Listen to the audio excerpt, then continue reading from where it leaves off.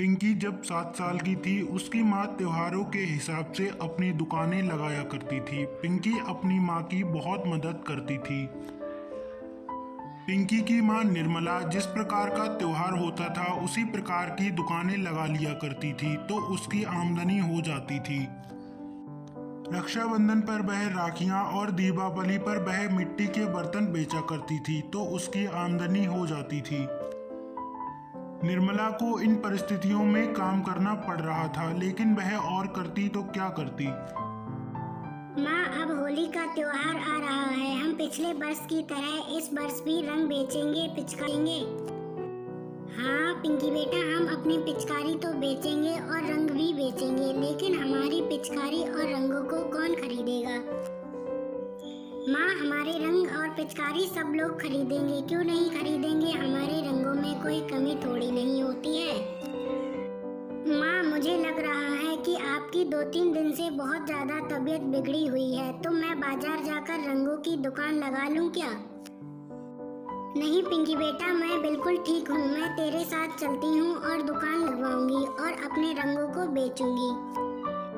पिंकी की माँ पिंकी को लेकर और अपने रंगों को एक थैले में लेकर चली गई। रास्ते में अचानक उसकी तबीयत खराब हो गई। वह रास्ते में गिरकर बेहोश हो गई। जैसे तैसे पिंकी घर आई और उसने अपनी पड़ोस की आंटी को घर पर बुला लिया। दादी देखो, मेरी माँ की तबीयत बहुत बिगड़ गई है। क्या हुआ है इनको? पिंकी, तेरी माँ को तो बहुत तेज बुखार है। इसे जल्दी से अस्पताल ले चलो। पिंकी बेटा, तेरे पास कुछ पैसे रखे हैं? अगर नहीं है तो तू इसका इलाज घर पर ही कर ले। ठीक है दादी माँ, मैं घर पर ही माँ के सिर पर पट्टी रखती रहूंगी जब तक उनका बुखार हल्का नहीं होता। हे भगवान, तूने मेरी माँ को बीमार क्यों कर दिया? वैसे भी होली का त्योहार आने वाला है।